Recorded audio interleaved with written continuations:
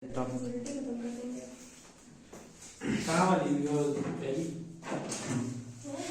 करो okay what we have discussed that clouds of hydrogen were formed within these clouds somewhere the lumps of hydrogen were also formed from these lumps of hydrogen were called nebula. ठीक है, these lumps of hydrogen were called nebula. Within these nebulas several galaxies were formed. एक nebula में एक galaxies बनाते हैं. So these are also called galactic nebula. Any doubt? ठीक है. Then I have told you that this bunch of hydrogen. अब इसमें क्या होता है कि हाइड्रोजन का बहुत सारा क्लस्टर बन जाता है और they started to contract. इनका टेम्परेचर अब ठंडा होने के बाद -173 डिग्री तक पहुंच गया था. Their temperature reaches to -173 degree and they started contract due to gravitational force of hydrogen. है क्या, ये एटम्स है, अब इनके पास अपनी ग्रेविटी है, ग्रेविटी की वजह से इन्होंने अपना कॉन्ट्रैक्शन स्टार्ट कर दिया. Due to contraction after some time atoms of hydrogen started colliding. ठीक है, क्या स्टार्ट हो गया, कोलिजन स्टार्ट हो गया उनके बीच में. कोलिजन हुआ, जब वो खूब लड़े तो क्या हुआ, टेम्परेचर बढ़ने लगा and this temperature reaches up to 10 million degree centigrade. कोई दिक्कत, जब ये टेम्परेचर बढ़ा तो इस टेम्परेचर की वजह से इसमें रिएक्शन स्टार्ट हुई, that is nuclear fusion reaction. ठीक है, and this nuclear fusion reaction converted the hydrogen into helium. Okay, four atoms of hydrogen creates one helium. एक हीलियम बनाने के लिए हमें कितने हाइड्रोजन की जरूरत पड़ेगी, 4 हीलियम के एटम्स की हमको जरूरत पड़ती है. इसी तरीके से यहां पे ये रिएक्शन होती गई. जब ये रिएक्शन होती गई तो एक टाइम के बाद क्या होगा, हाइड्रोजन खत्म हो जाएगा भाई, पूरा हाइड्रोजन हीलियम में कन्वर्ट हो गया. कन्वर्ट होने के बाद इनके सेंटर में तो रिएक्शन बंद हो गई, बट आउटर मोस्ट सरफेस पे रिएक्शन अभी भी कंटिन्यू चल रही थी. रिएक्शन चल रही थी, रिएक्शन चलने की वजह से इसमें अनस्टेबिलिटी आ जाती है. It got unstable and it started to increase our size. उसने अपना साइज बढ़ाना स्टार्ट कर दिया और इतना बढ़ाया कि इसमें ढेर सारे एटम आ गए और इसका कलर चेंज हो जाता है red. It becomes red and this phase of this star known as red giant. Red giant. ठीक है,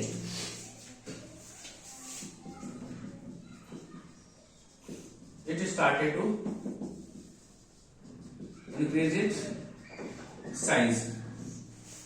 Okay, and this phase is known as red giant phase. इसको रेड जाइंट फेज बोलते हैं. और अगर स्टार की बात करें तो this is red giant star. कोई दिक्कत. फिर जब ये रेड जाइंट स्टार में कुछ समय बाद कभी कभी क्या होता है, ये रेड जाइंट स्टार अगर सन के ऑलमोस्ट कंपेरेबल है, सन से बड़ा ना हो, सन से छोटा हो या उसके कंपेरेबल है, तो क्या होगा, थोड़े दिन बाद ये रिएक्शन खत्म हो जाएगी, अपनी ग्रेविटी के कारण वहीं कॉन्ट्रैक्ट होकर रह जाएगा and it will become white dwarf. क्या हो जाएगा, व्हाइट डॉर्फ स्टार बन जाएगा.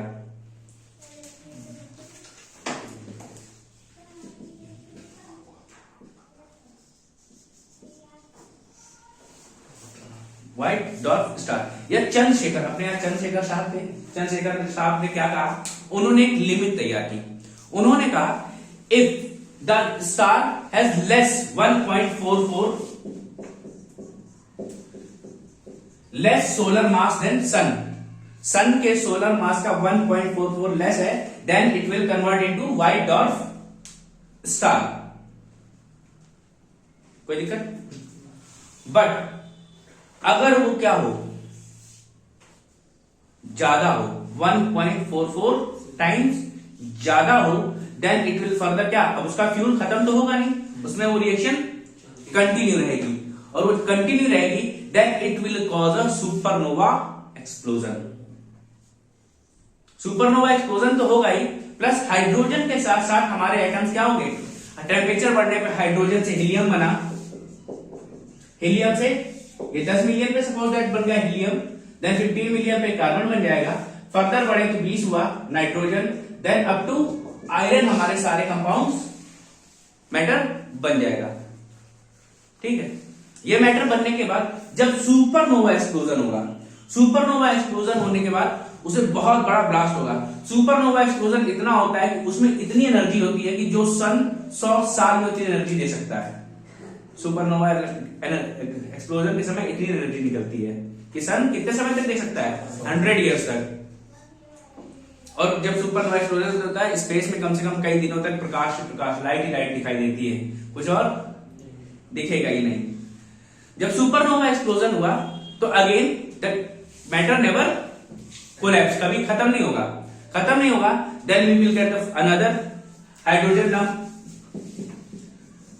ठीक है, further again the reaction started and it will turn into stars. ठीक है, हमारे स्टार्स बन जाएंगे। स्टार्स बनने के बाद क्या होगा, जो हैवियर एलिमेंट बने like hydrogen, helium, carbon and iron, they will form the planet या प्लैनेटेसिमल्स,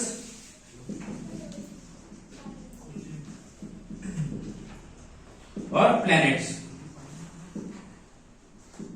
प्लैनेट्स बनेंगे और जो हमारे प्लैनेट्स जैसी जो भी अमाउंट है वो भी बन जाएंगे। और क्या हो सकता है, इन्होंने और एक थ्योरी दी और कहा कि अगर इसका मास, जो सुपरनोवा एक्सप्लोजन हुआ है उसका मास सन के 3 टाइम्स सोलर सन का, सन के if suns 1.44 time of 3 time of sun, क्या हो, 3 गुने सन का 1.44 हो, then it will convert into neutron star. क्या बनेगा, न्यूट्रॉन स्टार। और अगर ये क्या हो 3 टाइम्स ऑफ सन हो जाए, then it will convert into black hole. क्या बन जाएगा, ब्लैक होल बन जाएगा।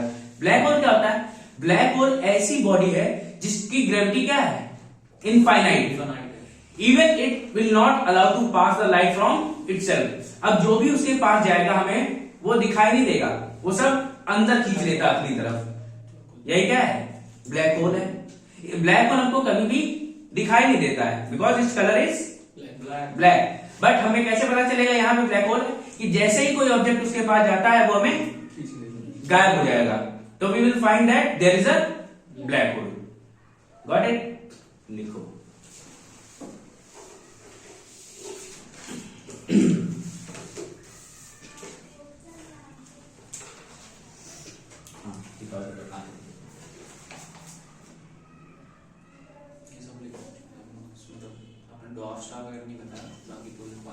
स्टार फेसेस नहीं बताते हैं, सुपरनोवा एक्सप्लोजन वगैरह सब बता दीजिए। Supernova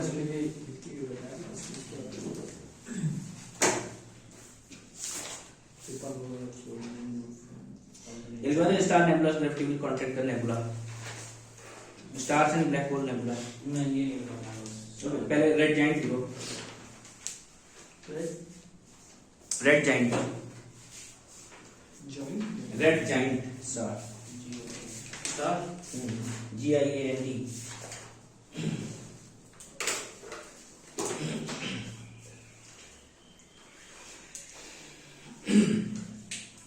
Initially, the star mainly contains hydrogen.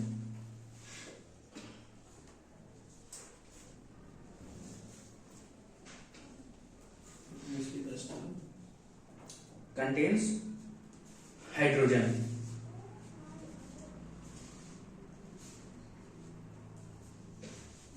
With the passage of time, with the passage of time, hydrogen converts into helium. Hydrogen converted into helium.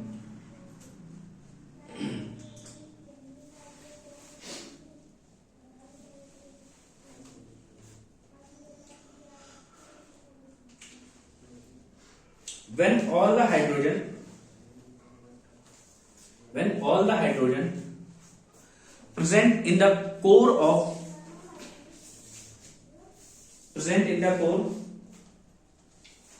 when all the hydrogen present in the core gets converted into helium.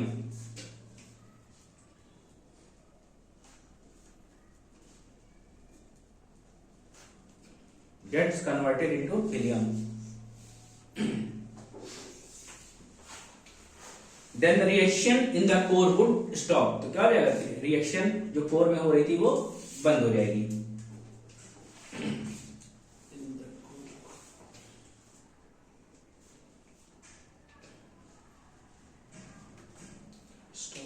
And helium will only remain in the core. क्या बचेगा? सिर्फ helium बचेगा. सब बदल गई.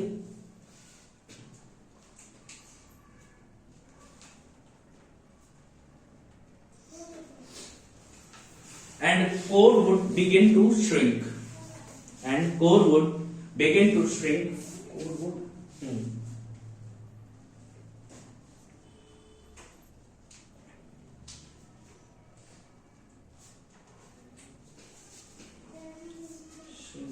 And in the outer shell,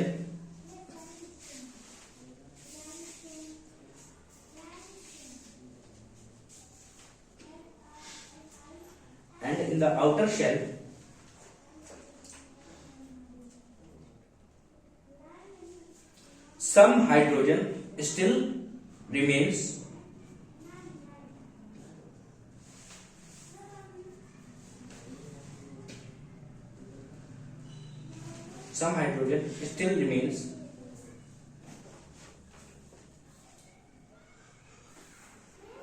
Fusion reaction will continue but with less intensity. अब क्या होगा? फ्यूजन रिएक्शन की इंटेंसिटी कम हो जाएगी.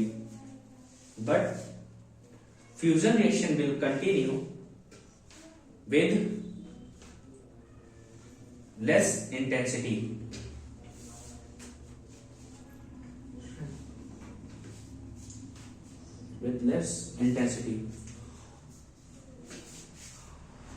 Overall equilibrium in the star is upset.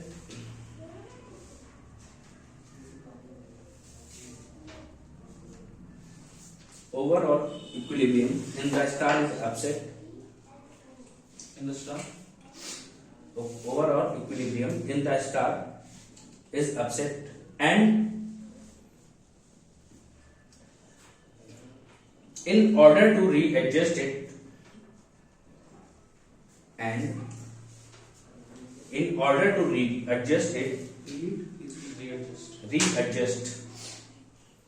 the star has to expand considerably.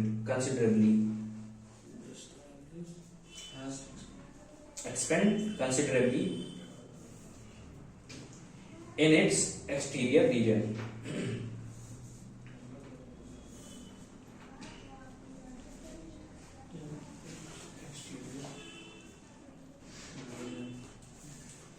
Does the star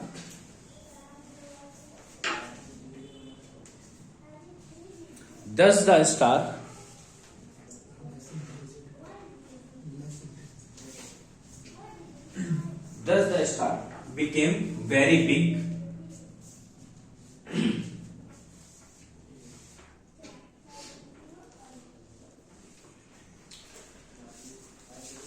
and its color changes to red?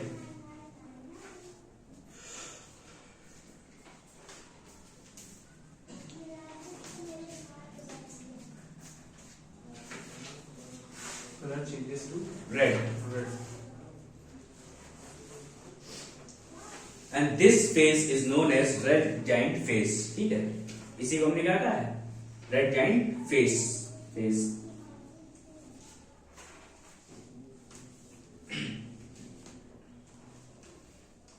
ये भी कहा जाता है कि अगले 500 सालों में हमारा सूरज भी क्या बन जाएगा? रेड जाइंट बन जाएगा. सूरज 500 मिलियन ईयर्स. 500 million years. 500 अरब. 500 मिलियन. अभी तो बहुत है उसमें फ्यूल है. ठीक है. Next, formation of white dots.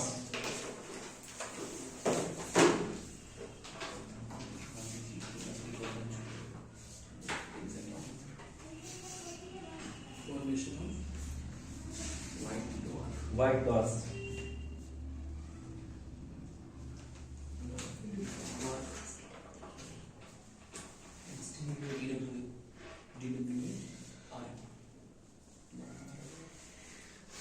If the initial mass of star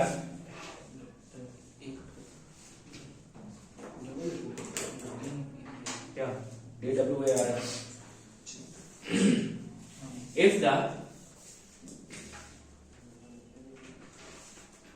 initial mass of the star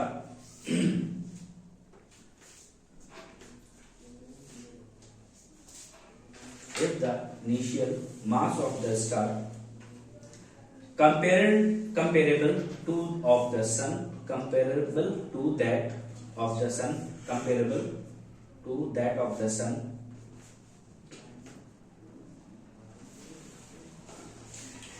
then the red giant star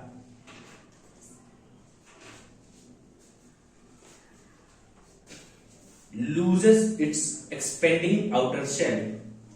Then the red giant star loses its expanding outer shell.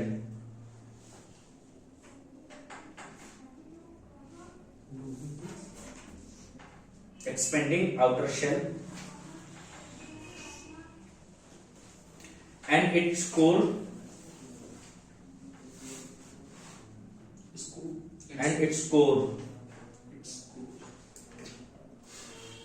shrinks to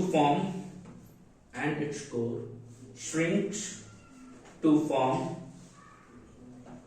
a white dwarf star.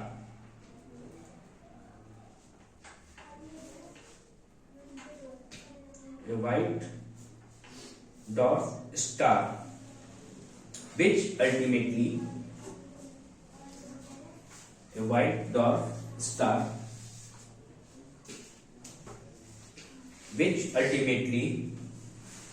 dies out as a dense lump of matter into space. Dies out as a dense lump of matter into space.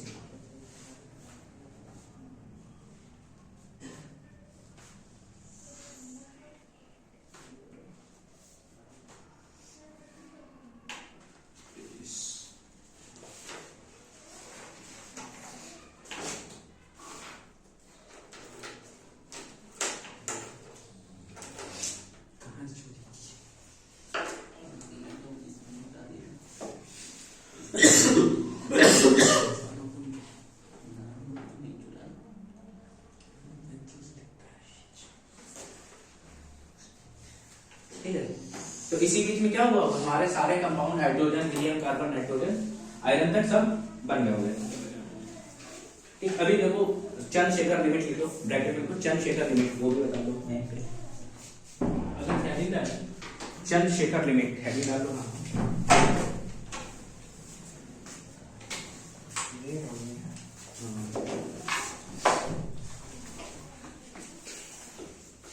Chandrashekhar limit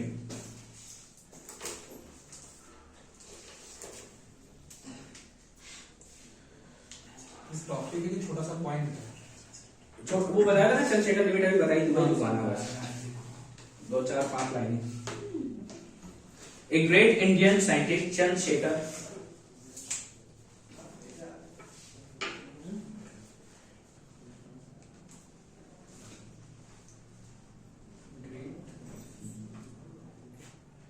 Indian scientist Chandrasekhar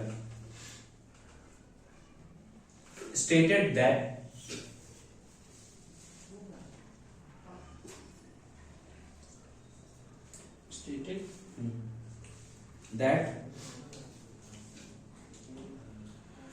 the star having mass less than 1.44 times, star having mass less than 1.44 times the solar mass या sun's mass बोल सकते हैं। सन के मास का कितना हो, less than 1.44 times of sun's mass। Solar also would end up as a white dwarf. क्या बनेगा वो? व्हाइट डॉर्फ बनेगा अगर उसका सूर्य सन के मास से उसका 1.44 टाइम्स कम है तो वो एक व्हाइट डॉर्फ बनेगा. देन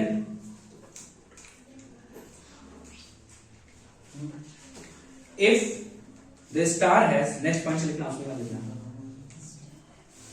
इसी का ये लिखा है mass, if a star has more mass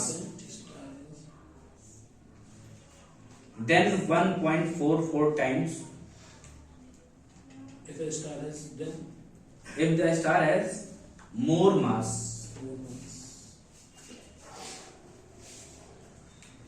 than 1.44 of sun's mass,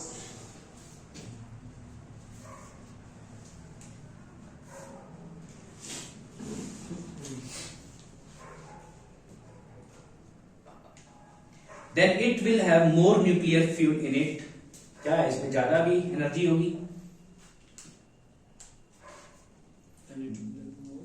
It will have more nuclear energy in it, या more fuel, which will not get exhausted in short time. Which will not get exhausted in short time.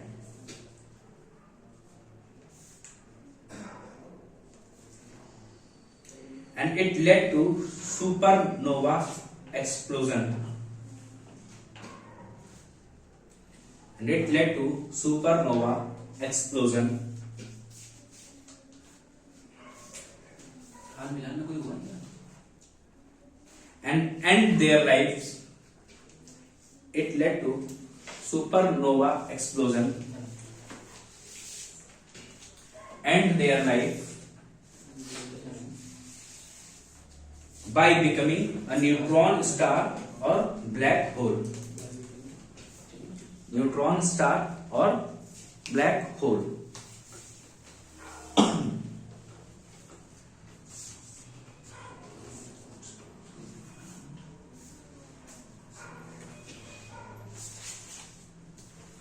Supernova explosion का पता time बोलती है And their life by end up their lives by becoming neutron star or black hole.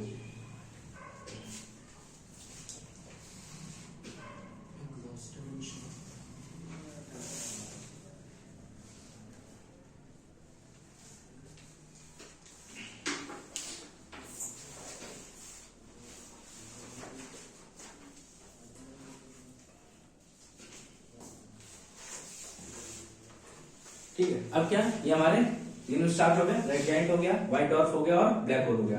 अब हमें ये भी लिखना है कि हमारा formation of planets in sun due to explosion. तो हेडिंग में कुछ लिखते जाओ, सब तुम समझ जाओगे. इसके आगे इसमें नेक्स्ट लिखना, next paragraph. Due to explosion and movement in the Galaxy,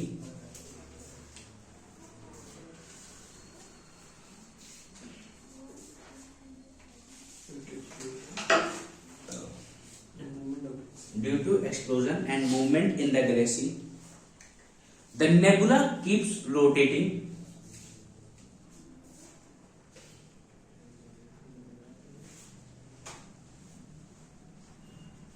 The nebula keeps rotating, and due to gravity,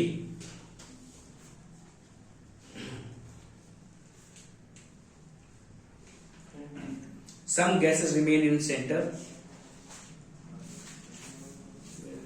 Due to gravity, some gases remain in center, and due to rotation, some gases stay outwards.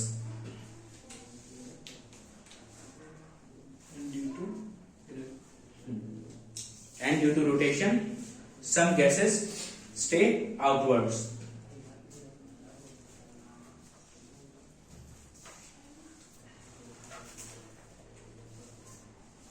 ठीक है. अगर हमारे centre में क्या होगा, hydrogen और helium होगा, तो फिर से वही रिएक्शन स्टार्ट होगी और क्या बना लेगा, सन बना लेगा। If the gases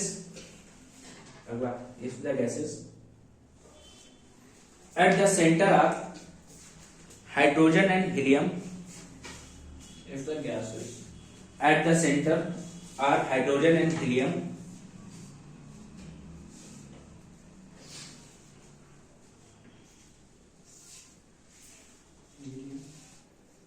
which will depend on the size of nebula.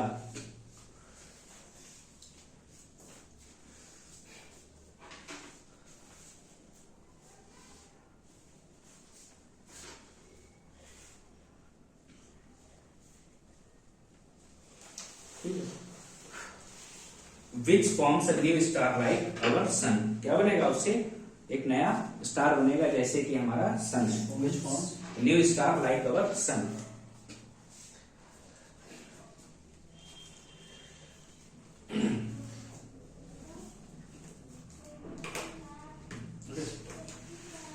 अगले में the heavier metals, the heavier materials, the heavier materials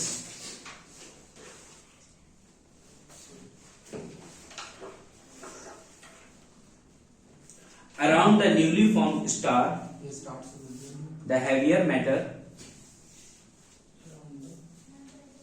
the heavier matter around the newly formed star,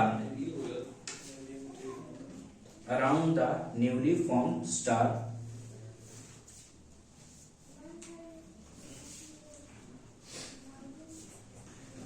gradually turns into smaller formations, heavier matter around the newly formed star gradually turn into smaller formation,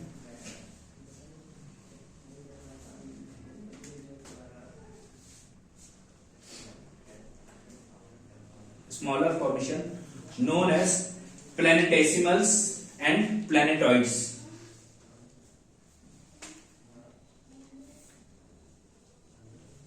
Planetesimals and planetoids. Planetesimals. Decimals. MALS.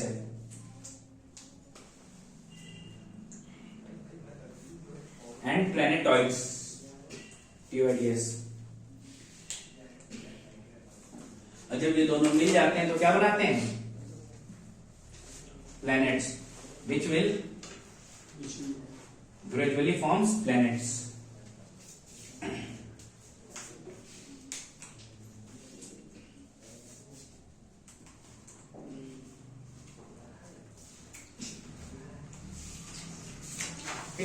This is how our planetary system is formed.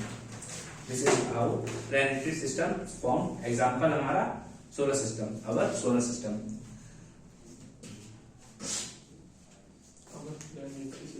This is how our planetary system is formed, या solar system जिसको बोलते हैं हम लोग। ये क्या है, जब सोलर सिस्टम हमारा कैसे बना है, ये पूरा आपने समझ लिया। कोई दिक्कत? our solar system. Okay. वही देख लो। ठीक है। अब जो नेबुला है जिनसे स्टार बोलते हैं उनको स्टेलर नेबुला बोलते हैं। ठीक है। Nebula which forms star is known as stellar nebula. Nebula which forms star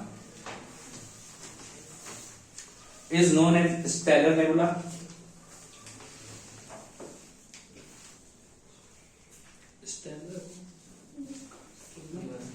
Nebula which forms a star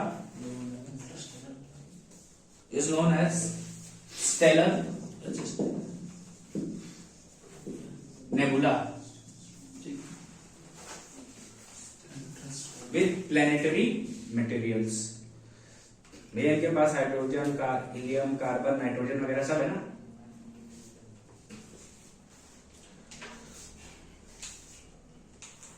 planetary system with planetary materials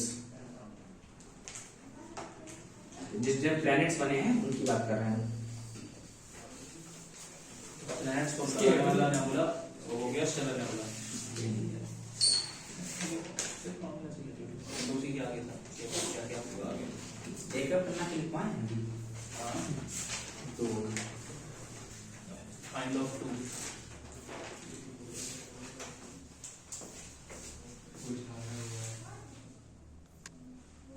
कुछ बता दो।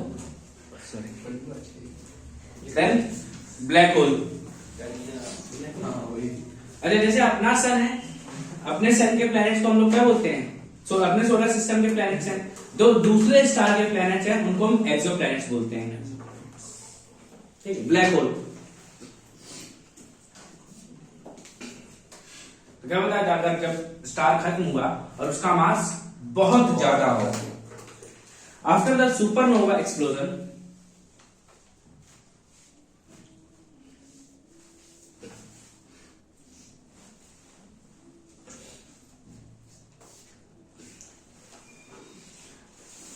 after the supernova explosion, if the mass of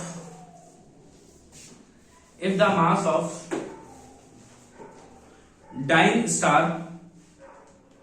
was too large,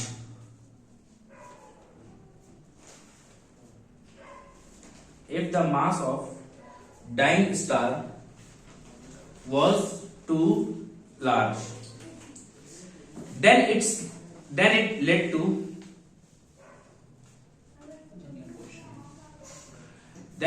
to formation of much bigger nebula.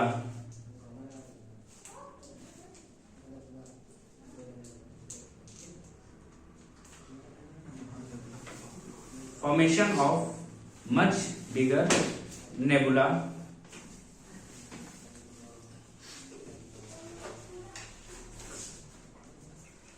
which finally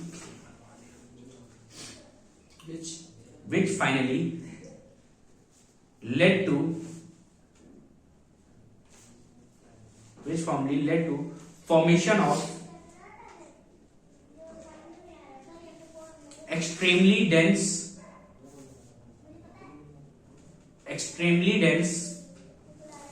celestial object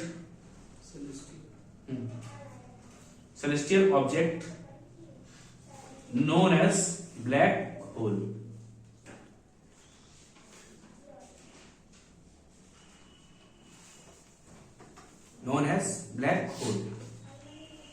ये आसान शब्दों में समझा दीजिए। पहले पूरा लिख लो, उसी के आगे नेक्स्ट लिख सकते हो, black hole is a dense object, अभी समझ आ जाएगा। Black hole is a dense object, has very high gravity. A black hole is dense object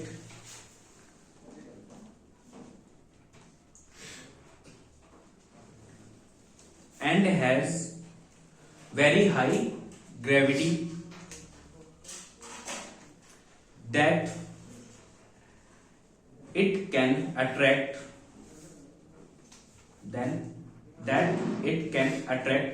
anything in its proximity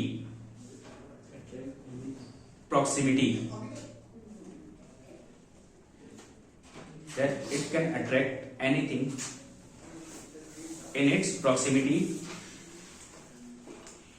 including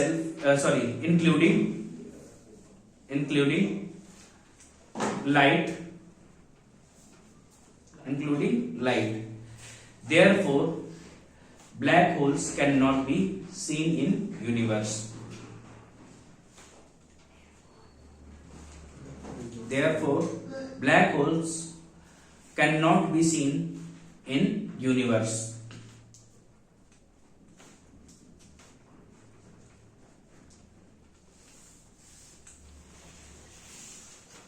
ठीक है, अब जो हमारी गैलेक्सीज है ना, गैलेक्सीज के सेंटर में भी कहा जाता है कि ब्लैक होल है। उनकी ग्रेविटी की वजह से हमारी गैलेक्सी क्या है, स्टेबल है। उनकी ग्रेविटी, भाई ब्लैक होल है तो क्या करता है, अपनी तरफ अट्रैक्ट करता है कि तो उसके पास कुछ ग्रेविटी लगा रहा है, तो हमारी गैलेक्सी किसकी वजह से स्टेबल रहती है? Due to gravity of black holes, ऐसा कहा जाता है। ठीक है, it is also considered that there is a black hole in the centre of galaxy which makes our galaxy stable. ठीक है, अब बताओ क्या नहीं समझ आया? नहीं हो गया, इसमें हो गया। समझ हो गया ना? क्लियर हो गया? कोई डाउट है यहाँ तक? इन ब्लैक होल्स का भी मास भी होता होगा ना इसमें? ब्लैक होल्स में मास होता है? बहुत ज्यादा होता है, मिलियन ट्रिलियन तक पहुंच जाएगा मास तो। ठीक है। मतलब क्या कोई मतलब इनफाइनाइट कह सकते, कोई भी चीज वैसी जब लाइट को नहीं पास होने दे रहा है तो कितना ही होगा इनका मास। सीधा सा होता है ना, जिसमें ग्रेविटेशनल फोर्सेस इनके ज्यादा, तो उनके मास भी ज्यादा ही होंगे पॉसिबली भाई। हाँ देखो, वो तो सीधी बात है। हाँ, बस वही पूछ रहा फिर इसके बाद Goldilocks zone, next heading डाल लो गोल्डी लॉक जोन। था। लिख दीजिए जरा।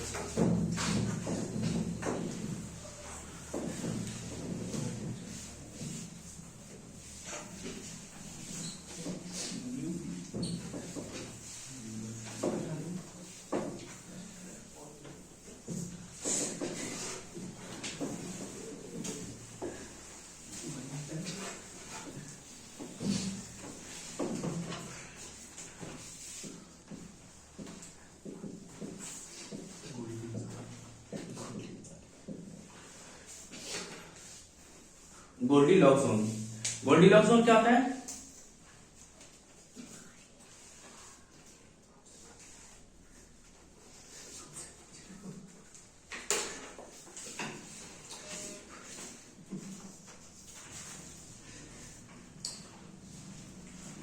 गोल्डी लॉक जोन वो टेम्परेचर बेल्ट है जहां पे क्या है, विच हैज लाइफ पॉसिबिलिटीज, जहां पे क्या हो, लाइफ पॉसिबिलिटीज हो। और ऐसा कहां पे है? हमारी अर्थ पे है, जहां पे टेम्परेचर दिखता है 0 से 100 डिग्री सेल्सियस। और क्या, H2O शुड बी इन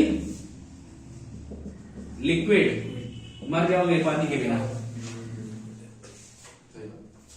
ठीक है, और कुछ?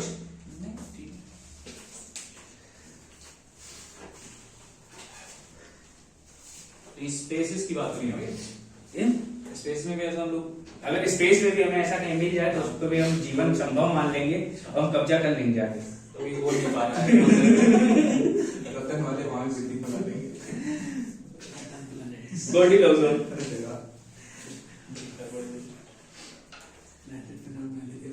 हमारा 100 गज का प्लान पूरा। the belt which has conductive temperature, the belt which has, भाई क्या है, सन के पास है, ये सन है हमारा, सन से देखो ऐसे कुछ अगर लाइन खींची जाए तो इतनी काफी दूर आने के बाद हमें एक बेल्ट मिलेगी जहां पे टेम्परेचर क्या पॉसिबल होगा, 0 से 100। ज्यादा दूर चलेगा क्या हो जाएगा, माइनस में मिलेगा, फिर जाके जम जाओगे, अरुण बन जाओगे। यूरेनस और Neptune, they are ice giants, जमे हुए हैं।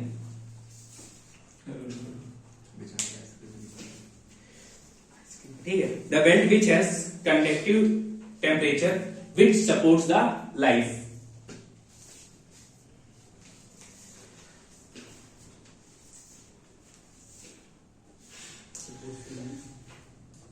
विच सपोर्ट टेम्परेचर लिख लो 0 से 100 डिग्री, वहीं पे बदल दो, that is from 0 to 100 degree.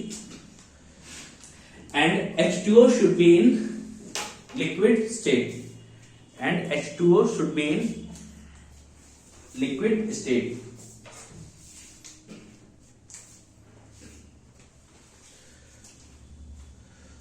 तो अर्थ किसके गोल्डीलॉक जोन में है, सन के।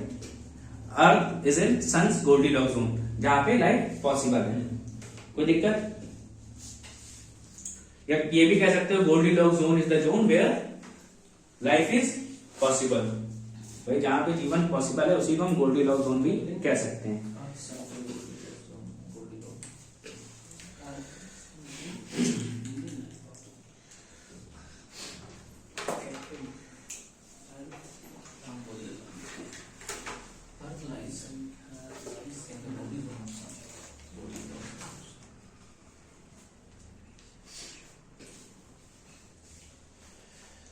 ठीक है, इसके बाद हेडिंग डाल लो solar system.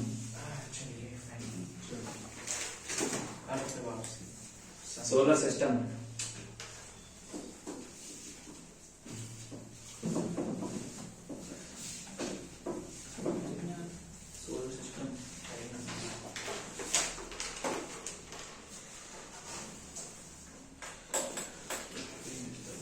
Solar system.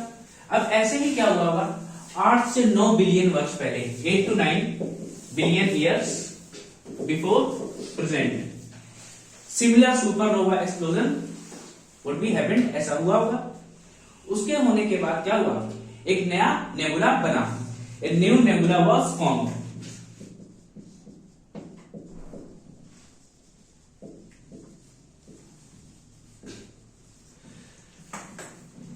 Around 5 to 5.6 billion years before present, this system again started. Yes, planet formation का और स्टार फॉर्मेशन का सिस्टम 5.6 बिलियन ईयर्स पहले स्टार्ट हुआ, सुपरनोवा एक्सप्लोजन हुआ, ग्रेजुअली टाइम चेंज हुआ, हाइड्रोजन के लम्प्स बने और प्लैनेट्स बनना स्टार्ट हुए। धीरे धीरे प्रक्रिया शुरू होती कब, 5.6 बिलियन ईयर्स अगो, और 4.6 billion years before present our solar system या our sun was form.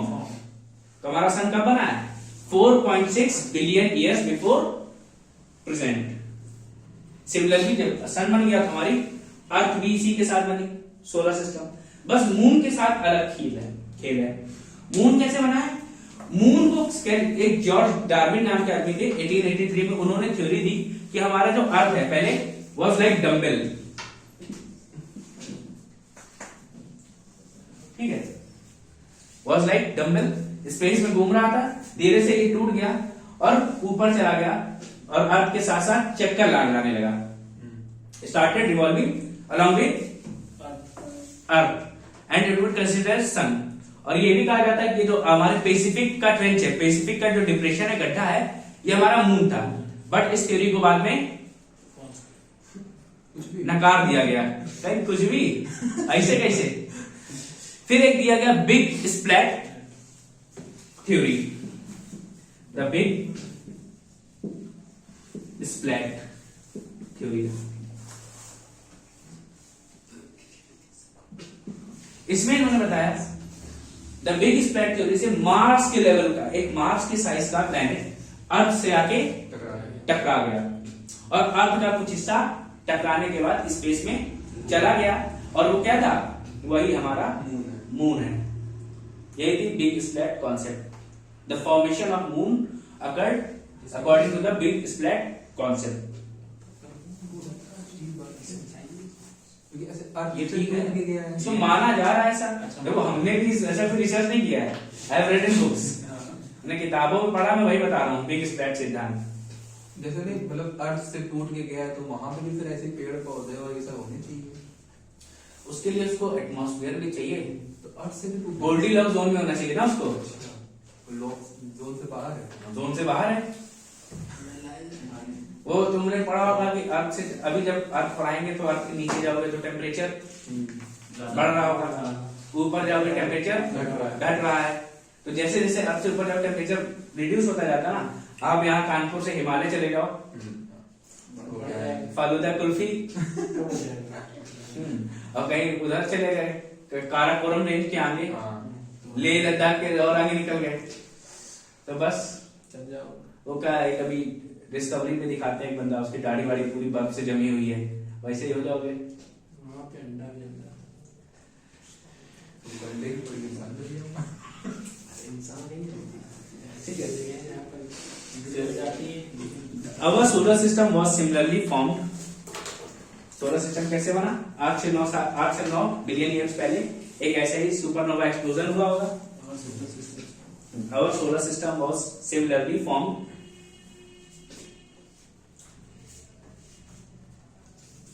Similarly formed when a supernova explosion of previous star took place. Supernova explosion Of previous star took place.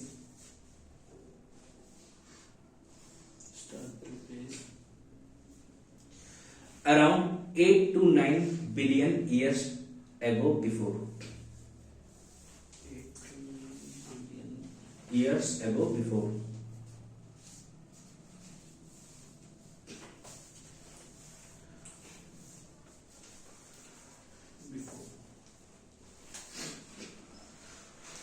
ठीक है। which forms a new nebula with planetary material. उसी में लिखना आगे, which forms new nebula with planetary materials. एक नया nebula बन गया.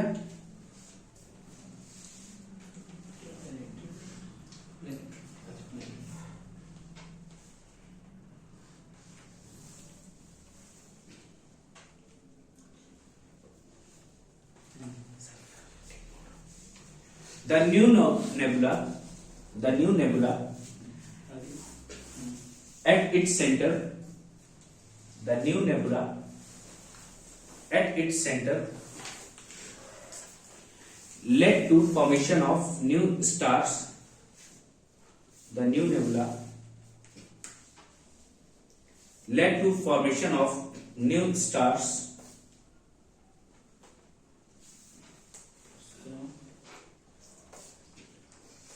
starting from 5.6 billion years ago before present. BYDP 5.6 BYDP Starting from 5.6. BYDP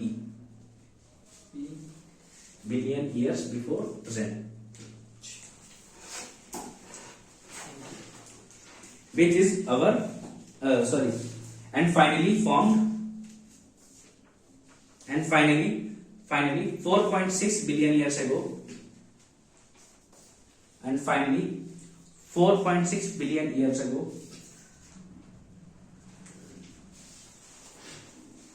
our sun along with the planets was formed. क्या भैया, हमारा प्लैनेट्स बन गया, सूरज भी बन गया, पृथ्वी भी बन गई.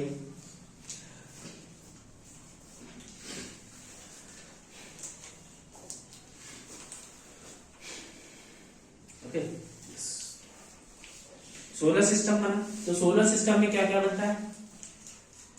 Asteroid, comet, meteors, sun and remaining planets. तो सोलर सिस्टम में अब हम बेसिक पढ़ेंगे कि सोलर सिस्टम में प्लैनेट्स हमारे कैसे लगे हुए हैं.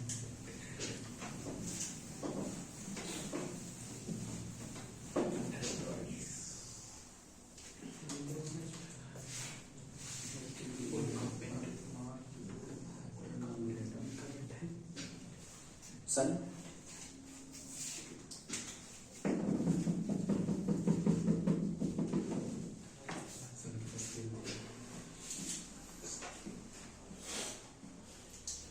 मरकरी,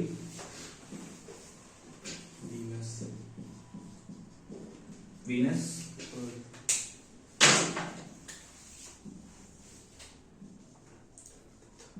अर्थ, मार्स, छोटे बनाना चाहिए ना,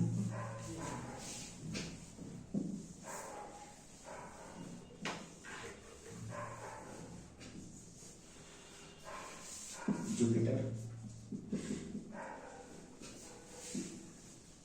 सैटर्न,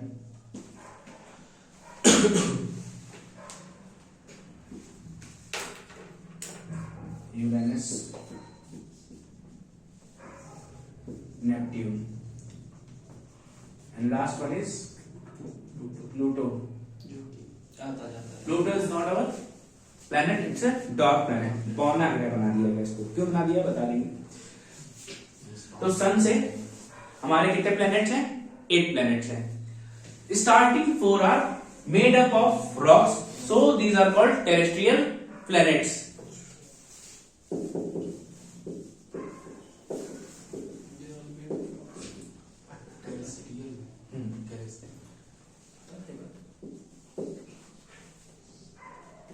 ठीक है, made of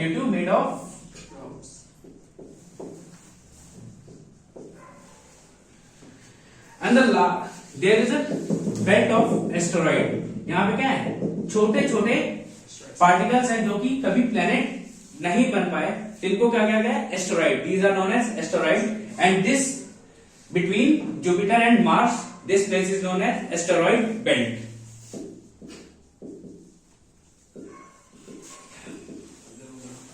Okay. last 4 planets, they are made up of gases and have rings around them. इनके क्या है, चारों तरफ रिंग्स बने हुए हैं. वो बात अलग है, सैटर्न के पास ज्यादा है, विजिबल है, बाकियों के पास भी है बट कम है. And they are made up of gases, gases, so called Jovian planets. हाँ, जितने भी हैं सब गैसेस के बने हुए हैं. जुपिटर की वजह से इनको जोवियन प्लेनेट कहा जाता है. जुपिटर भी गैस का बना हुआ सबसे बड़ा है, उसको हमने मान लिया आदर्श. अब उसके हिसाब से सबका नाम दे दिया जुपिटर जैसे जोवियन. ठीक है. And the last Uranus and Neptune, they are called ice giants because they are so far from the sun. जब हमारी अर्थ यहाँ पे है, हमारे यहाँ आधे ज्यादा पृथ्वी पे बर्फ जमी रहती है, और ये बेचारे बहुत दूर है, तो ये क्या है, आइस जाइंट्स. कोई समस्या आता? छापे हो फटाफट. ये क्या है, मरकरी स्मॉलेस्ट है, जुपिटर लार्जेस्ट है.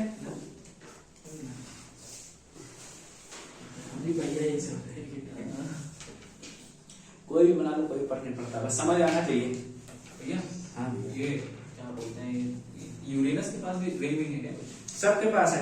ये सब कहा गया, जो लास्ट वाले प्लैनेट्स हैं, ये तो जो भी है इनके पास रिंग्स हैं, बस सैटर्न के में ज्यादा विजिबल है.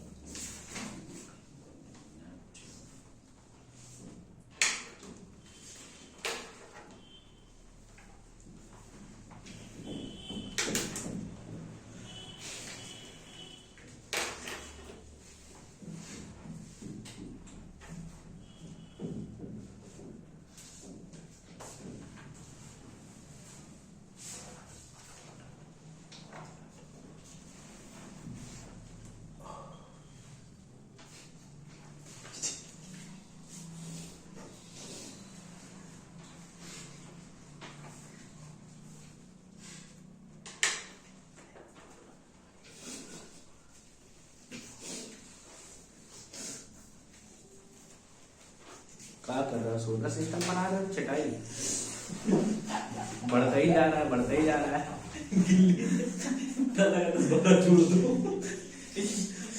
क्रिएटर ऑफ द ठीक है, लगना चाहिए, पता चलना चाहिए.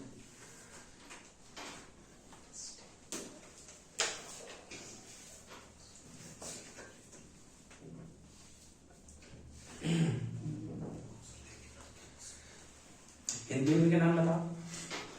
नहीं याद है यार. पृथ्वी, मंगल, शनि, बृहस्पति, अरुण, वरुण, कितने याद है? ऑर्डर में बताओ, एक शुरुआत से आगे तक. मरकरी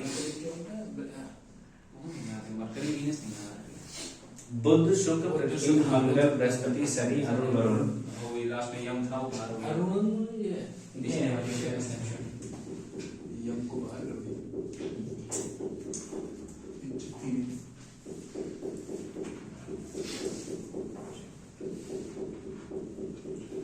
अच्छा, मार्स और जुपिटर के बीच में एस्टेरॉयड बेल्ट है. हाँ भैया, बिल्कुल ध्यान रखनी है इसको.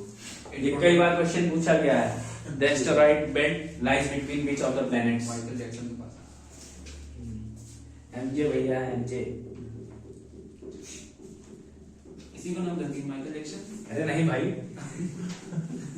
क्या कर रहे हैं. तुम लोग तो वहाँ मानसिक संतुलन ठीक नहीं है. ज्यादा बताऊंगा. ले लो. बेचारे प्लूटो को कुछ टैग ही नहीं दिया गया. अरे प्लूटो बाहर है ना, अभी प्लूटो साथ क्या हुआ? चलो वो उसके साथ. प्लूटो के ऊपर क्रैक पेट्रोल करने की कभी नहीं है, घर में कभी नहीं है. ये सब क्या है, छोटे छोटे यहाँ पे. ठीक है.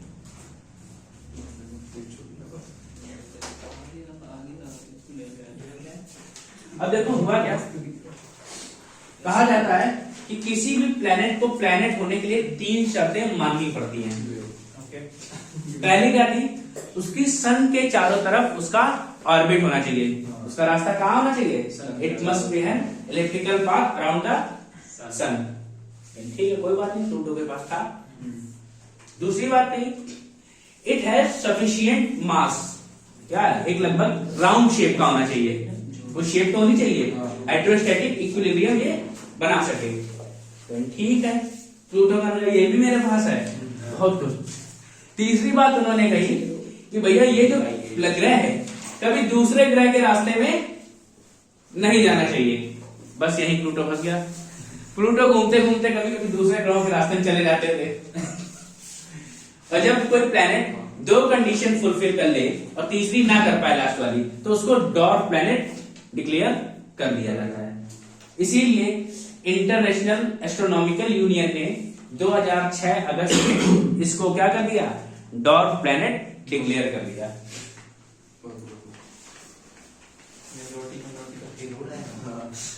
नियम बना लो, अप्लाई तो करे, मेरा भी मन है। हमको स्पेशल दर्जा देते हैं, दूसरे जगह भी होते हैं स्पेशल दर्जा देते हैं।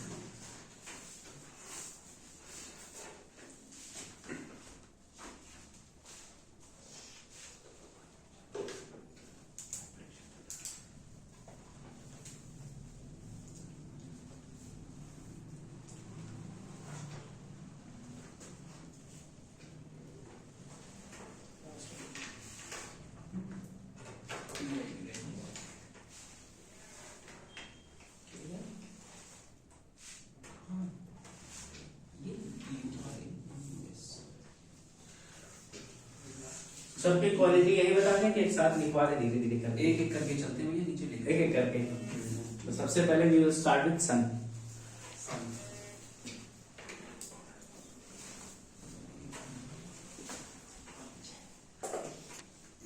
वाओ, पूरा प्लेनेट आ रहा है।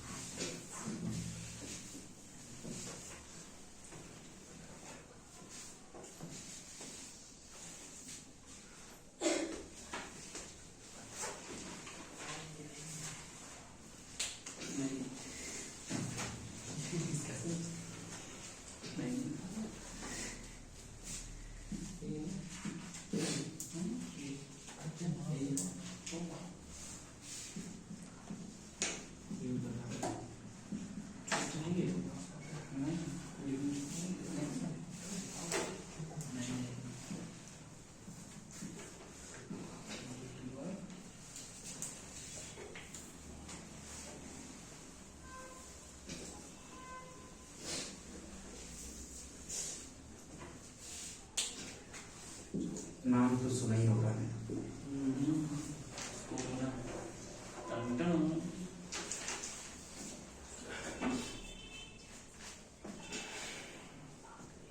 तो सन के कोर की बात करें, यहां पे टेम्परेचर है almost 15 million degree Celsius. Then outer most is corona. It is visible to us only during solar eclipse. ये हमें तभी दिखाई देती है जब हमें सोलर एक्लिप्स हो। जब सोलर एक्लिप्स होता है, सूर्य ग्रहण, उस दिन आप क्या करते हो, कुछ लोग सूर्य ग्रहण देखने की इच्छा रखते हैं और घर से निकालते हैं क्या, चश्मा, फोटोक्रोमिक अच्छा, सीडी वीडी लेके आते हैं, उससे देखते हैं। देखते हैं तो उन्हें बाहर पतली पतली लेयर दिखाई देती है। और ये हमें तब वो उस दिन कोरोना होती है, हमें उसी दिन दिखाई देती है जिस दिन सूर्य ग्रहण होगा, यानी सोलर एक्लिप्स होगा। उसके अलावा हमें ये लेयर कभी भी नहीं दिखाई देती है। ये सही ना ऐसा होता है जब लोग सब देख के अंधे हो जाएंगे। किसको, सूर्य ग्रहण। एक्चुअली सब यूवी रेस का वो बहुत ज्यादा होता है इफेक्ट, अच्छा, इसलिए मना किया जाता है।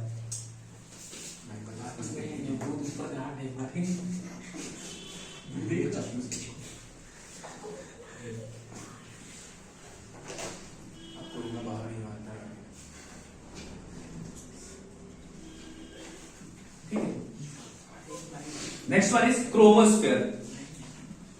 तो हमें जो आज तक जो भी कलर दिख रहा है तुमको, तो टोपी का काला रंग या तुम्हारे जैकेट का रेड रंग या इनका ब्लू जो दिख रहा है, इसके सभी का कारण क्या है? Chromosphere. All the colours visible due to chromosphere.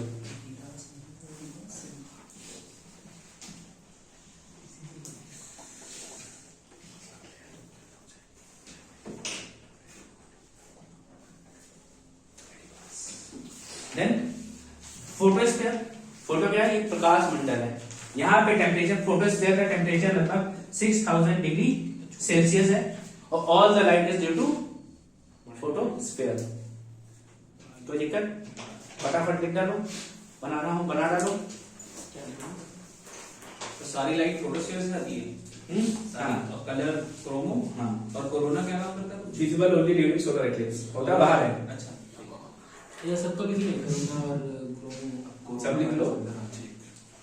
Line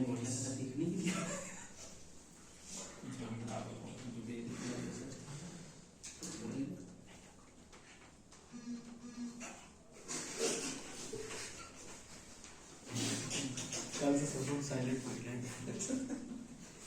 वाली वाली रुक जाओ।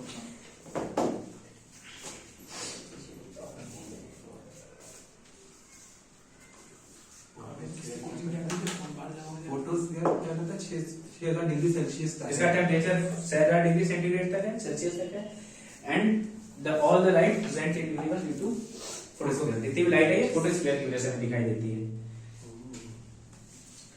प्रकाश भी तो चाहिए तुमको, प्रकाश नहीं चाहिए? अरे आधा डिस्कनेक्टिंग खत्म हो गया तो क्या बात है?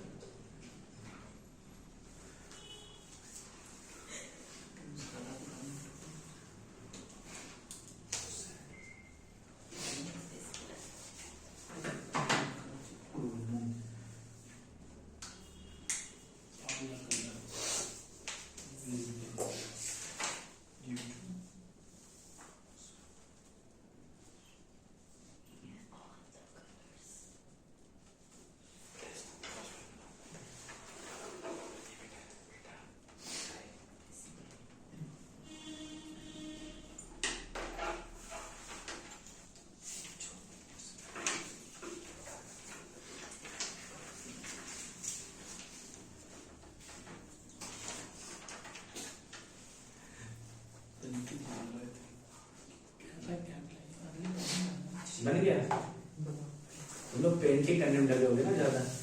ठीक है, बस साफ कर लें। तो मेरी भी ऐसी बात जहाँ सबका बन गया तो अब गोले खींच रहे हो। है। जाओ लिख लिया ना हमने ना, छोड़।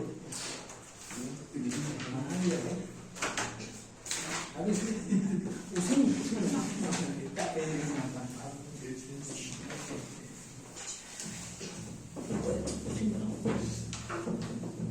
चला तलवारें चला दो।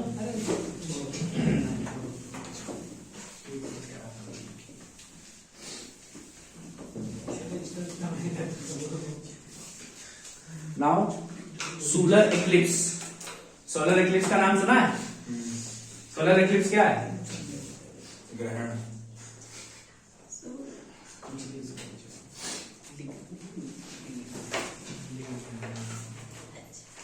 देखो, सोलर एक्लिप्स हो या ल्यूनर एक्लिप्स हो, पोजीशन अपनी सिर्फ सन और अर्थ और मून ही चेंज करते हैं। सन नहीं करता है। सन हमेशा अपनी जगह फिक्स रहेगा। पोजीशन कौन चेंज करेगा? Earth and moon. और सोलर एक्लिप्स की हम बात कर रहे हैं, तो for solar eclipse there will be moon then earth and they must be in a straight line. ऋजु रेखी होना चाहिए। For a solar eclipse sun, moon and earth should be in a straight line and this position is known as syzygy position.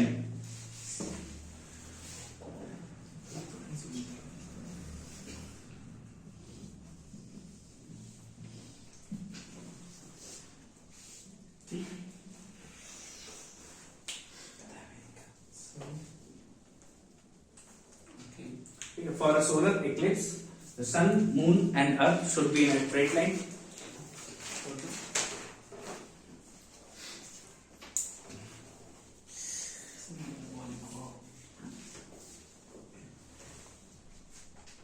ठीक है। Solar eclipse occurs during when sun moon and Earth on a straight line. अब eclipse का मतलब क्या होता है? Eclipse का मतलब छिपना, किसी चीज का छिपना ही ग्रहण है। अब छिपने के लिए क्या चाहिए? अब तुम लोग स्कूल में लगते हो लाइन में, स्कूल में असेंबली के टाइम सबको रो में खड़ा किया जाता है। हमें छिपने के लिए क्या करना होता है? रूम चाहिए। अपने से लंबे वाले से हाँ। पीछे खड़े हो जाते हैं जाके लाइन में। ऐसे वाला मैंने कहा कह रहा हूँ कि बंक मारने वाला। असेंबली में असेंबली में यही करते थे हम लोग कि भैया जब भी हमें छिपना है तो अपने से लंबा आदमी देखा उसके पीछे जाके खड़े हो गए। अगर अपनी क्लास में लंबा नहीं है, क्लास की लाइन में दूसरी लाइन में खड़े हो गए जाके पीछे से, या उनको कोई देख नहीं पाए। क्लास से लेट निकलते थे, जब पीछे जाएंगे तो पीछे एकदम खड़ा नहीं, तो जहां जगह नहीं होगी वहां जाके खड़े हो जाएंगे पीछे। आगे नहीं खड़े होना किसी भी हालत में, तो ये ध्यान रखते थे। क्यों? एक्लिप्स हो जाएगा। तभी एक्लिप्स करना था ना, तो छिपना था। ठीक है। तो ऐसे ही क्या होता है? दूसरी क्लास में सन जब कब छिपता है? जब मून के पीछे आ जाता है। लेकिन समस्या यह है कि सन नहीं आता है, या मून सामने आ जाता है। ठीक है, कौन आएगा? मून सामने आ जाता है सन के, और इसकी शेडो, मून की शेडो अर्थ पे बनती है, और हमें सन नहीं दिखाई देगा। और दिखाई देता है तो क्या? सिर्फ कोरोना वाली सरफेस। ठीक है। And solar eclipse occurs only on a new moon day. सिर्फ ये अमावस्या के दिन, क्योंकि जब सूर्य यहां है तो दिखेगा कहां भाई? दिखना भी चाहिए उसको। सॉरी, मून यहां है तो दिखेगा कैसे? सूर्य नहीं, moon. It occurs on a new moon day, अमावस्या वाले दिन होता है।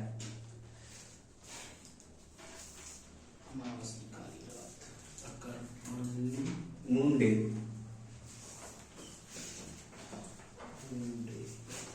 And solar eclipse can be seen for 7 minutes and 40 seconds. कितनी देर तक देखा जा सकता है? 7 minutes and 40 seconds.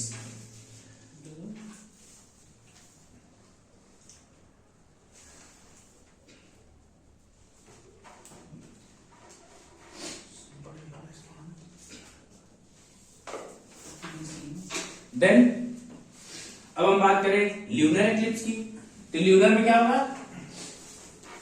चंद्र ग्रहण हो रहा है, यहां पे आ जाएगी अर्थ, यहां आ जाएगा मून। इसको हम लोग नाम चेंज कर देंगे, बोल देंगे ल्यूनर एक्लिप्स। अब क्या आ जाएंगे? सन, अर्थ और मून। पहले सन मून अर्थ था, अब sun earth and moon should be in straight line. अब क्या होता है भैया? मून को छिपने की जगह नहीं चाहिए। मून के साथ बदतमीजी होती है, मून की बत्ती बुझा दी जाती है। मून के पास खुद की लाइट तो है नहीं, तो बेचारा किसी तरीके से धोखे जिस दिन अर्थ के पीछे आ गया उसकी बत्ती बुझ जाती है, और बत्ती बुझने के कारण उस पर कोई भी रिफ्लेक्शन नहीं होता है, उस पर लाइट नहीं पड़ पाती, इसलिए वो हमें विजिबल नहीं होता है। और इसी को हम लोग क्या बोलते हैं? ल्यूनर एक्लिप्स, चंद्र ग्रहण। And it occurs only on a full moon day, पूर्णिमा के दिन होता है। ठीक है।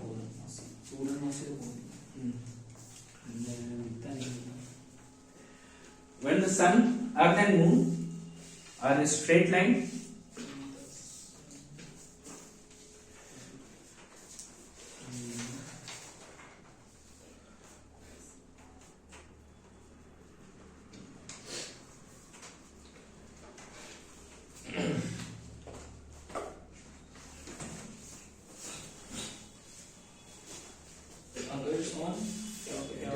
it occurs on a full moon day.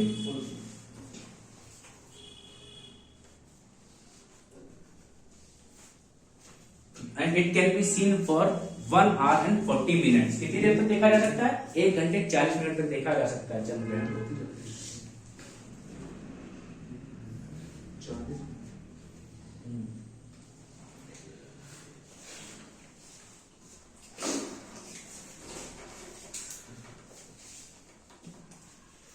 अब हम बात करते हैं किसकी? सोलर एक्लिप्स और लूनर एक्लिप्स। अब तुमने ये नहीं सोचा न्यू मून डे और फुल मून डे। भैया घर में मम्मी पूर्णिमा का व्रत अक्सर रखती होगी, और साल में कितनी पूर्णिमा पड़ती हैं?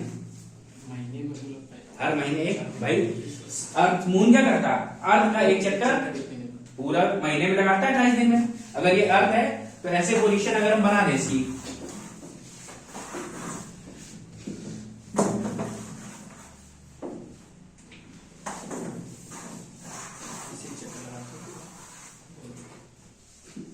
अगर यहाँ न्यू मून डे है आधा बनेगा, फिर फुल मून डे होगा, फिर आधा बनेगा। तो ये पूरा चक्कर अर्थ के चारों तरफ 28 दिन में लगाता है, लगभग 7 या कभी कभी पूरा महीना हम लोग 31 दिन का महीना हो जाता है। तो क्या है, ये अलग अलग पोजीशंस चेंज हो जाती हैं।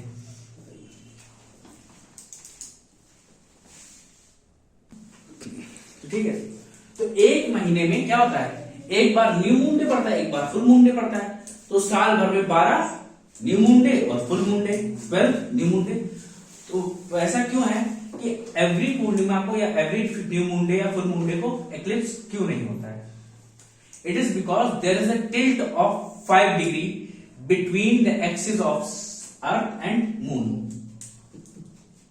क्या है, अगर ये अर्थ की एक्सिस है तो मून जिस एक्सिस में घूम रहा होगा, suppose that it's the axis of अर्थ, तो मून के एक्सिस में थोड़ा सा झुका हुआ है, there is 5 degree tilt in the axis of between the axis of Earth and moon, due to which there is no eclipse on every full moon day and new moon day. 5 करता 180 में आ जाता है तब होता है। जब वो सीधे स्ट्रेट पर जाएंगे जिस दिन उस दिन हो जाएगा। देखो कोई फिक्स नहीं होता, ये नहीं फिक्स तो हो गई, अभी तक से नहीं पता हमको। अरे तो डीप जाना भी नहीं भैया, बताओ। there is no eclipse on every new moon day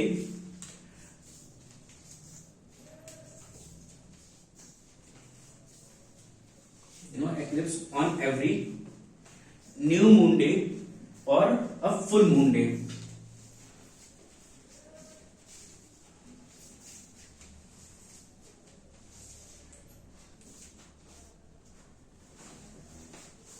Because there is a tilt of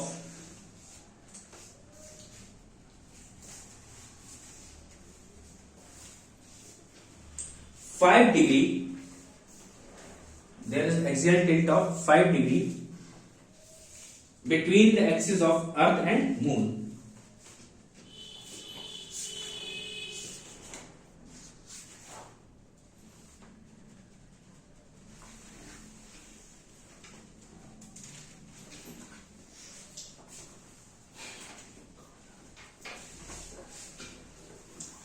Next one is epihelion and perihelion.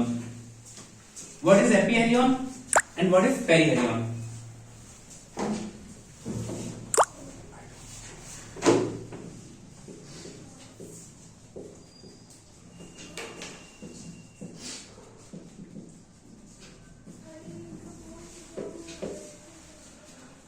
क्या होता है, प्लैनेट्स सन के अराउंड घूमते घूमते कभी कभी क्या होता है, वो सन से बहुत दूर होते हैं और कभी कभी सन के बहुत पास होते हैं।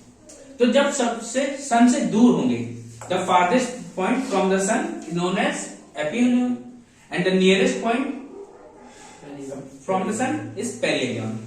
क्वेश्चन ये है कि अर्थ सन से सबसे ज्यादा दूर कब होती है? और सन से कब होगी? सबसे छोटा दिन होता है, उल्टा बोलते हैं। अर्थ मून से सन से, अर्थ सन से जब ठंडी रात ठंड होगी तभी। सब लोग यही सोचते हैं कि जब ठंड होगी तो सूरज हमसे सबसे ज्यादा दूर होगा, बट इट्स रॉन्ग, उल्टा है। सन हमसे सबसे ज्यादा दूर होता है भयानक गर्मी 4 जुलाई में।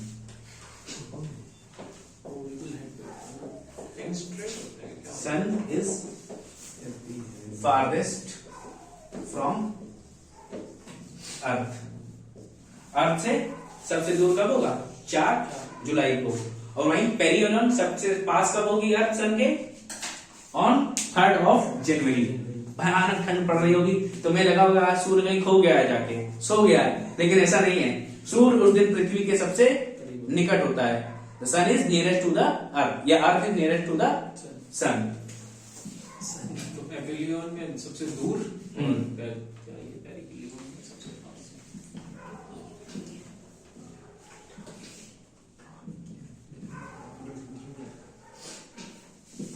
ये आने वाले हैं अभी।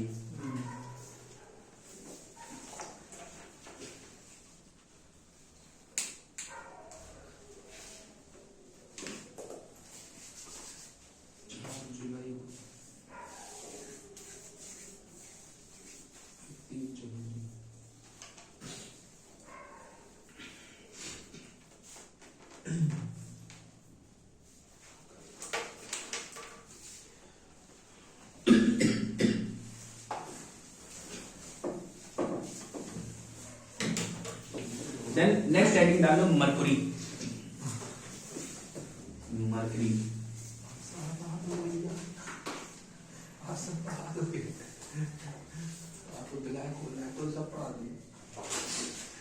मरकरी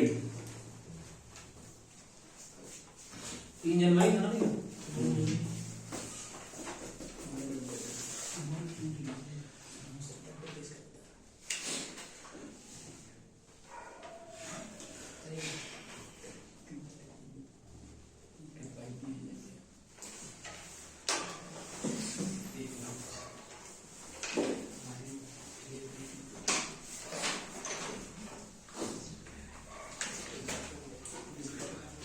तो Mercury is the nearest planet to sun.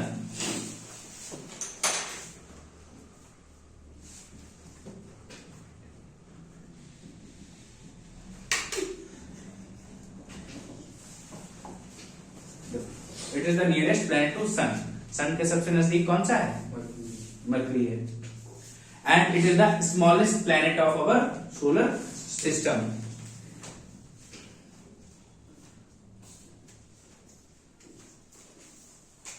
Smallest भी है।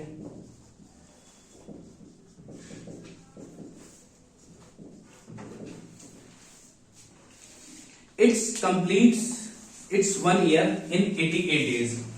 कितने दिन में चलता है? 88 डेज में इसका एक ईयर होता है। और एक दिन पता है कितने दिन का होता है? 58 डेज 15.5 आवर्स। एक दिन हम लोग कैसे मानते हैं? 24 घंटे। ये तो पृथ्वी का है, मतलब कैसे इसका कुछ ज्योग्राफिकल। अरे वो ऐसे कैसे घूम जाते मतलब पूरा अपनी ही एक्सिस पे खड़े खड़े जब पूरा रोटेट करके आप वापिस आ जाओगे, दैट इज 1 डे। सभी प्लैनेट का अलग अलग ड्यूरेशन है। अर्थ का 24 आवर है और मरकरी का है 58 डेज 15.5 आवर्स और ईयर 88 डेज। सन के चारों तरफ 88 डेज में घूमता है और अपनी एक्सिस में 58 डेज 15.5 आवर्स। ये डेटा याद करने के लिए नहीं, बस ऐसे ही बता दिया है कैजुअली, ज्यादा परेशान नहीं होने का। याद रहे तो ठीक, नहीं तो कोई बात नहीं। वहां चले जाए तो वो उसको क्या कहते हैं, जो अपनी एक्सेस एक दिन मतलब भैया सालों में देखो, जब अपनी एक्सिस पे खड़े खड़े अपनी जगह पे घूमना है, इट इज रोटेशन।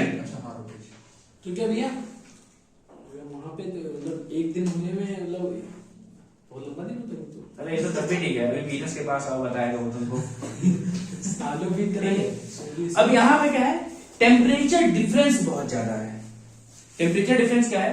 रात के समय में ये -170 डिग्री हो जाता है और दिन के समय में 360 डिग्री 390 डिग्री हो जाता है। तो what is the temperature difference? Temperature difference कितना है? कितना गैप है पूरे में टोटल? दिन में हो गया 190 और 170 जोड़ दो। 390। हाँ 390। हाँ, तो क्या आएगा? Temperature difference of Mercury is maximum, that is 560 degree. तापांतर जो है यहाँ का टेम्परेचर डिफरेंस कितना है? 560 डिग्री। अब ऐसा क्यों होता है? क्योंकि यहाँ पे एटमॉस्फेयर नहीं है, due to absence of atmosphere. अब हमारे अर्थ पे क्या है? एटमॉस्फेयर है। तो यहाँ पे जब सन से रेज आती हैं, तो रेज आने के बाद क्या होता है? हमारे यहाँ डस्ट है, एयर है, गैसेज है, इनमें टेम्परेचर एब्जॉर्ब हो जाता है। और इसी को हम लोग क्या बोलते हैं, ग्लोबल वार्मिंग। वार्मिंग। और यहाँ पे एटमॉस्फेयर का एब्सेंस है, तो ग्लोबल वार्मिंग हो ही नहीं पाती है। जितना टेम्परेचर आया उतना वापिस चला गया, कोई इफेक्ट नहीं पड़ता है। हमारे यहाँ जितना आता है हम रोक लेते हैं, रुको थोड़ा बाकी जाने दो, पूरा कभी वापिस नहीं जा पाता है, जिसकी वजह से ग्रेजुअली डे बाय डे हमारे अर्थ का टेम्परेचर बढ़ता जा रहा है, जिसको हम लोग ग्लोबल वार्मिंग कह रहे हैं, जिसकी वजह से हमारे ग्लेशियर पिघल रहे हैं, बहुत नुकसान हो रहा है एनवायरमेंट को। बताया गया होगा, अभी कोरोना आया था तो कुछ सुधर गया था, क्योंकि सब जगह एनवायरनमेंट सुधर गया था। ठीक है, इतना कम यूज कर लिख लिया। ओके, और नेक्स्ट वन इज वीनस।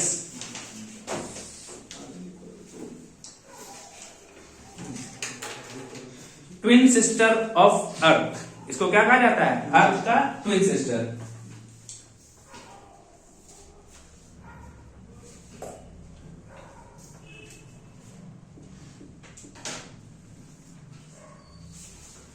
ठीक है, it is also known as morning और इवनिंग स्टार, ये पेपर में बहुत बार पूछा गया है।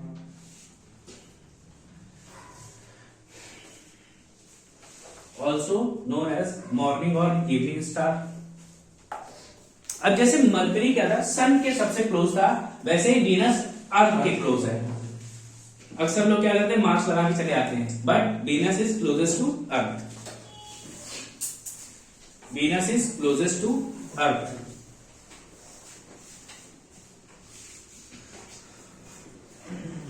देन वीनस की एक और बुराई है, हम लोग वीनस की कुछ ही करते हैं, पता न चले। It is the hottest planet of solar system. Venus जो है हॉटेस्ट प्लेनेट है, वो तुम्हारा वाला हॉटेस्ट नहीं, तुम खुद को हॉट मत समझना। क्योंकि यहाँ पे क्या है, 96% CO2 है। हमारे अर्थ में कितनी है, 4 हो गई तो अरे मतलब अप्रोक्सीमेट कितनी है, 0.03% है। तब हमारे यहाँ कितनी गर्मी होती है, और यहाँ पे कितनी है, 96% CO2।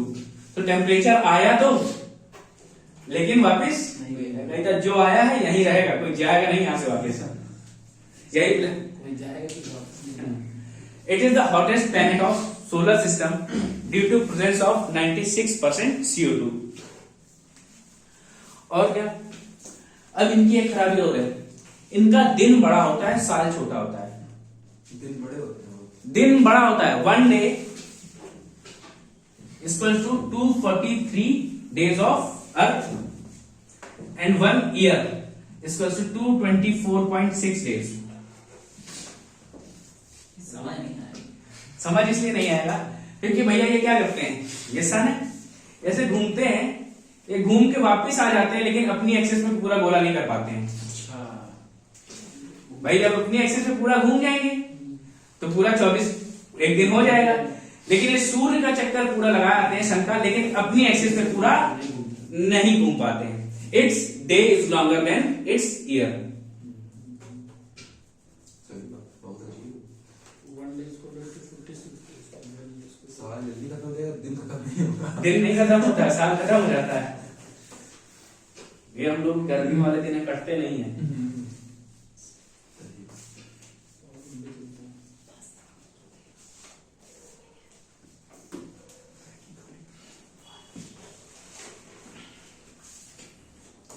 ठीक है, next one is Mars.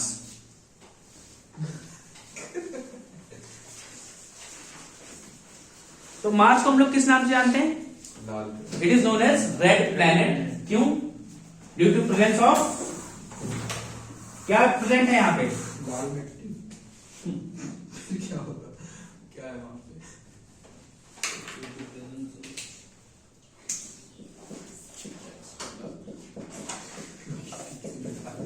Iron oxide.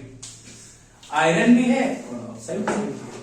Iron में जब ऑक्सीडेशन कराते तो हमें क्या मिलता है, रस्टेड आयरन। जंग लग जाएगी, और जंग लगने पे आयरन का कलर कैसा हो जाता है, लाल। यही हाल यहाँ पे है, it is known as red planet due to presence of iron oxide. ये भैया अपना एक दिन 24 घंटे के आसपास कंप्लीट कर लेते हैं। सिमिलरली अप्रोक्सीमेट है, कोई एग्जैक्ट नहीं है। और क्या, इसीलिए कहते हैं क्या, मार्स पे नेक्स्ट प्लेनेट है जिसपे लाइफ पॉसिबल हो सकती है। इसकी इंपॉर्टेंट चीज क्या है, इसके दो क्या हैं satellites, that is Deimos and Phobos. ये दोनों याद रखने हैं। मरकरी और वीनस के पास कोई भी सैटेलाइट नहीं है, बट मार्स के पास दो सैटेलाइट है जिसमें डीमोस और फेबोस। और डीमोस क्या है, हमारे सोलर सिस्टम का स्मॉलेस्ट नेचुरल सैटेलाइट।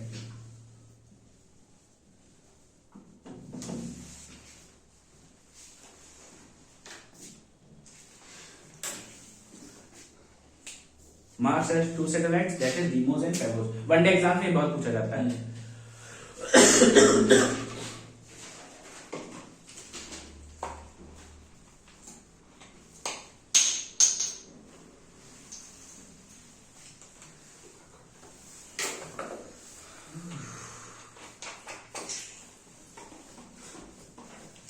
एटमॉस्फेयर है इसके पास।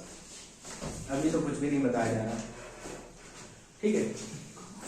मार्स के बाद धरती नहीं है? धरती अभी छोड़ दो, धरती जब शुरू करेंगे तो खत्म नहीं होगी। Jupiter,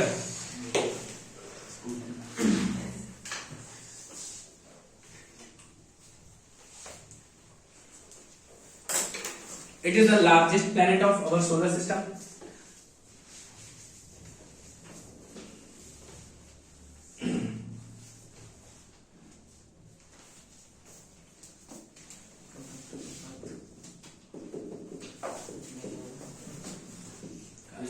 Largest planet of solar system. Okay.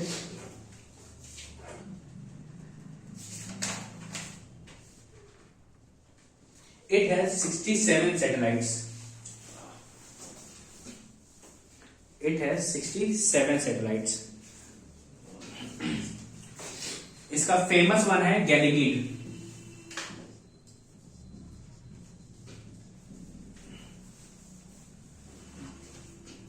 Ganymede is a satellite of Venus. Okay. Next one is Saturn. बस हो गया। ज्यादा इंपॉर्टेंट कुछ दिख नहीं रहा। यहाँ इसका लिख लो, its revolution velocity is maximum. जब ये घूम रहा होता है, रिवॉल्यूशन की वेलोसिटी इसकी सबसे तेज है। इसका एक दिन 10 घंटे में कंप्लीट हो जाता है। तो रोटेशन होना फिर तो तेज, तो रोटेशन तेज हुआ। रिवॉल्यूशन तेज होगा तब रोटेशन, रिवॉल्यूशन भी तेज है। अबाउट एक्सिस पे होता है ना बस। इट्स रिवॉल्यूशन, परिक्रमा घूम रहा है, वो भी तेजी से कर रहा है। नहीं, नहीं। सब कुछ तेज करता है लेकिन दूरी बहुत है। Revolution, rotation both are fast. It has maximum revolution velocity. It completes its 1 day in 10 hours 33 minutes.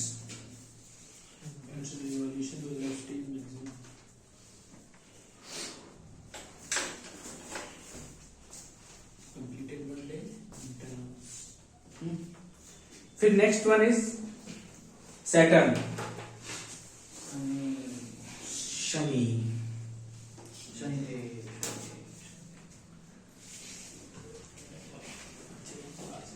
It has 3 rings of gases and dust. इनमें क्या है, इसके चारों तरफ रिंग्स के 3 rings हैं, that is made up of dust and gases. It has 3 rings of dust and gases.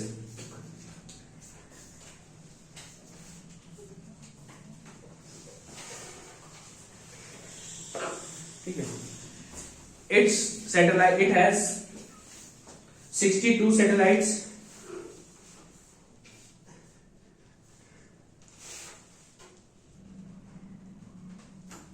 And Titan is one of them. Titan is one of them. Titan इसी का सैटेलाइट है। टाइटन बहुत पूछा जाता है exam में, Titan किसका satellite है?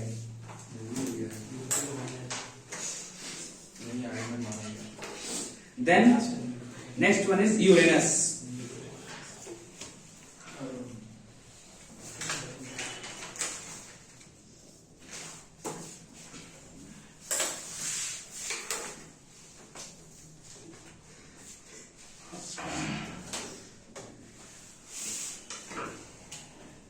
It was discovered by William Herschel.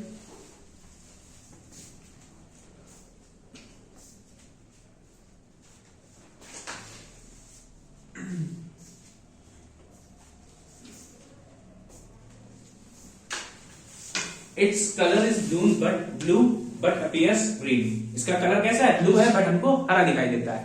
अच्छा, सैटर्न के बारे में एक चीज लिखनी थी, भूल गया मैं। सैटर्न क्या है? कभी कभी आप न्यूज़पेपर में सुनते हो आज हमें ये ग्रह नीचे दिखाई देगा, न्यूज़पेपर में आता है कि आज मंगल हम देख पाएंगे, मंगल आज नीचे होगा पृथ्वी के पास। तो ऐसे क्या होता है, शनि ऐसा प्लेनेट है जिसको हम पृथ्वी से बिना किसी इंस्ट्रूमेंट के देख सकते हैं। The farthest planet from earth that can be seen without any instrument. देखो, Saturn is the farthest planet from earth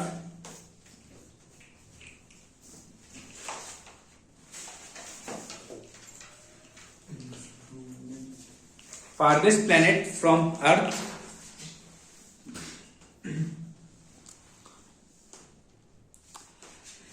that can be seen without any instrument. First का रेवोल्यूशन करने का तरीका अलग है ना, इसलिए बता रहा हूँ, रोटेशन नहीं बताया मैंने। देन यूरेनस, सैटर्न को यूरेनस नहीं कहते ना हम लोग। हाँ, यूरेनस भाई साहब क्या है? यूरेनस भाई साहब लेटे हुए हैं, because it's tilt is on its axis is 97.8%, 97.8 degree. ये अपने एक्सिस पे कितना घुमा हुआ है? ऑलमोस्ट 90 डिग्री के आसपास घुमा हुआ है। तो सभी प्लेनेट कैसे घूम रहे थे? इस तरीके से, ठीक। ये कैसे है? इट इज लाइंग प्लेनेट, लेटा हुआ प्लेनेट है ये। It is tilted. Its axial tilt is 97.8%, 8 degree.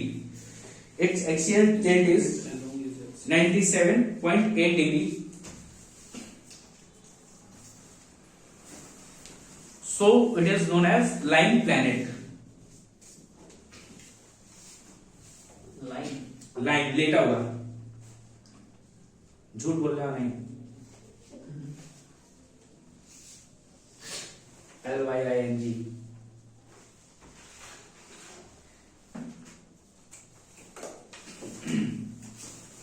Next one is Neptune.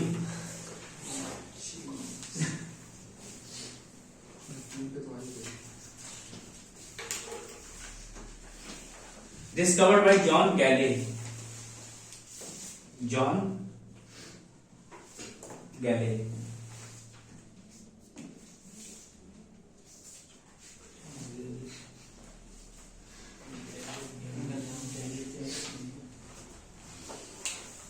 Its color is oceanic blue.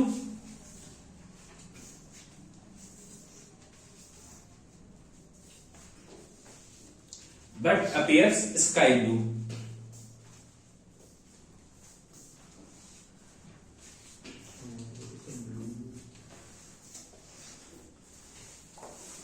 फिर प्लूटो के बारे में लिख लो थोड़ा सा।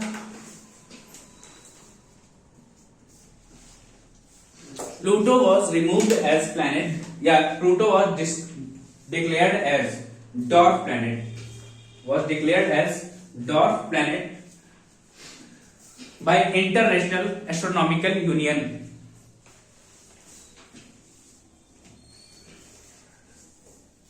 By International Astronomical Union in August 2006. In August 2006. Okay.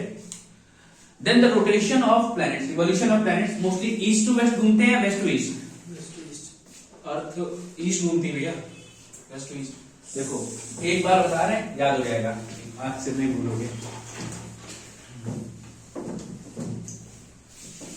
Most of the planets revolve from west to east. That is anti-clockwise, या इसी को हम लोग बोल सकते हैं काउंटर क्लॉकवाइज ही बोल सकते हो इसको, ठीक है। लेकिन दो प्लेनेट हैं जिनमें लास्ट में नस लगा हुआ है, Venus and Uranus. They revolve east to west. That is clockwise. Any doubt? So we have done the formation of our solar system along with the planets. Yesterday we will continue with Earth and its movements, formation of Earth crust and movements.